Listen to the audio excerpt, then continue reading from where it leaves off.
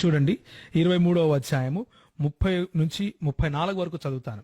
చూడండి, ద్రాక్షరసముతో ప్రొద్దుపుచ్చే వారికే కదా, కలిసిన ద్రాక్షారసము రుచి చూడజేరి వారికే కదా అని ప్రశ్న 29లో ఉంటుంది. యాక్చువల్గా ఏముంటుందంటే, ఎవరికి శ్రమ, ఎవరికి దుఃఖము, ఎవరికి జగడములు, ఎవరికి చింత, ఎవరికి హేతువులేని గాయములు, ఎవరికి మందదృష్టి అని సామెతల గ్రంథకర్త ప్రశ్నిస్తూ సమాధానంగా ఏం చెప్తున్నాడంటే, ద్రాక్షారసముతో ప్రొద్దుపుచ్చు వారికే కదా, కలిపిన ద్రాక్షారసమును రుచి చూచే వారికే కదా అంటూ 32వ వచనంలో, త్రాగుట రుచిగానుండగను దాని వైపు చూడొద్దు, పిమ్మట అది సర్పమై కరచును, కట్లపాము వలె కాటువేయును, విపరీతమైనవి నీ కనులకు కనబడును అంటూ త్రాగుబోతుదనం గురించి, లేకపోతే ప్రొద్దుగూకులు మద్యమును సేవించే వారి గురించి చెబుతూ ఈ మాటలు రాశారు.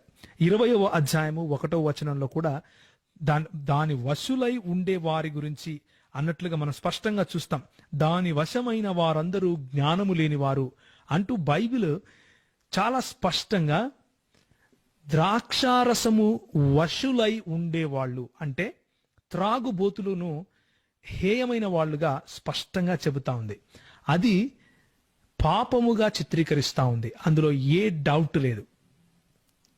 కూర్చున్నటువంటి క్రైస్తవులందరికీ చెబుతున్నాను, మద్యపానీయము మత్తులై ఉండటము అంటే త్రాగుబోతులై ఉండటము, దేవుని రాజ్యమును త్రాగుబోతులైన వారు స్వతంత్రించుకోరు అని చెబుతా ఉంది. కాబట్టి చూడండి 23వ అధ్యాయము 30 నుంచి 34 వరకు చదువుతాను.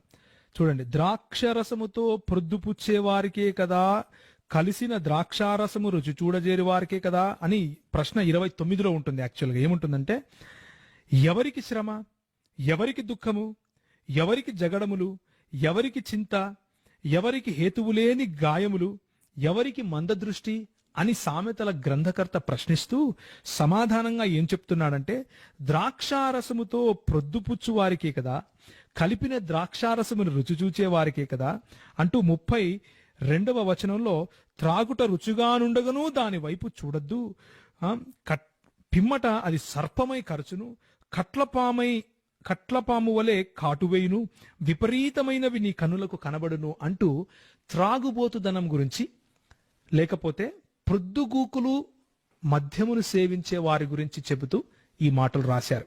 20వ అధ్యాయము 1వ వచనంలో కూడా దాని వశులై ఉండే వారి గురించి అన్నట్లుగా మనం స్పష్టంగా చూస్తాం. దాని వశమైన వారందరూ జ్ఞానము లేని వారు అంటూ బైబిల్ చాలా స్పష్టంగా ద్రాక్షారసము వశులై ఉండేవాళ్ళు అంటే త్రాగుబోతులను హేయమైన వాళ్ళుగా స్పష్టంగా చెబుతా ఉంది. అది పాపముగా చిత్రీకరిస్తా ఉంది, అందులో ఏ డౌట్ లేదు.